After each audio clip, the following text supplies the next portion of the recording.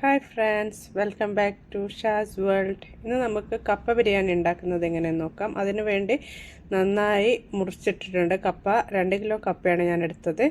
അത് നല്ല കൊത്തി മുറിച്ച് വെച്ചിട്ടുണ്ട്. അത് നല്ലപോലെ കഴുകിയെടുക്കാം. കഴുകിയതിന് ശേഷം കുക്കറിൽ അത് നികത്തെ വെള്ളം ഉപ്പും ചേർത്ത് നമുക്ക് വേവിച്ചെടുക്കാം. ഞാനിവിടെ 2 വിസിൽ വരുന്നവരെ വേവിച്ചു. നമുക്കൊരു പാൻ വെച്ചിട്ട് സവാള, വറ്റൽമുളക്, മഞ്ഞൾപ്പൊടി, കടുക്, കറിവേപ്പില ഇവയെല്ലാം നല്ലപോലെ വഴറ്റിയെടുക്കാം.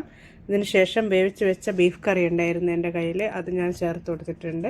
അല്ലെങ്കിൽ ബീഫ് കറി മഞ്ഞളും മുളക്, ഗരം മസാല, കുരുമുളക് പൊടി, ഉപ്പ് ഇതൊക്കെ ചേർത്ത് നല്ലപോലെ വേവിച്ചെടുത്ത് വെച്ചതാണ്.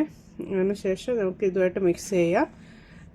നല്ലപോലെ യോജിപ്പിച്ചെടുത്തതിന് ശേഷം നമ്മൾ വേവിച്ച് വെച്ചിരിക്കുന്ന കപ്പ നമുക്ക് ഇതിൽ ചേർത്ത് മിക്സ് ചെയ്ത് കൊടുക്കാം. ഞാൻ ഇവിടെ ഉപ്പും മാത്രം ചേർത്ത് വേവിച്ച് വെച്ച കപ്പയാണ് ഇതിലേക്ക് ഇട്ട് കൊടുക്കുന്നത്.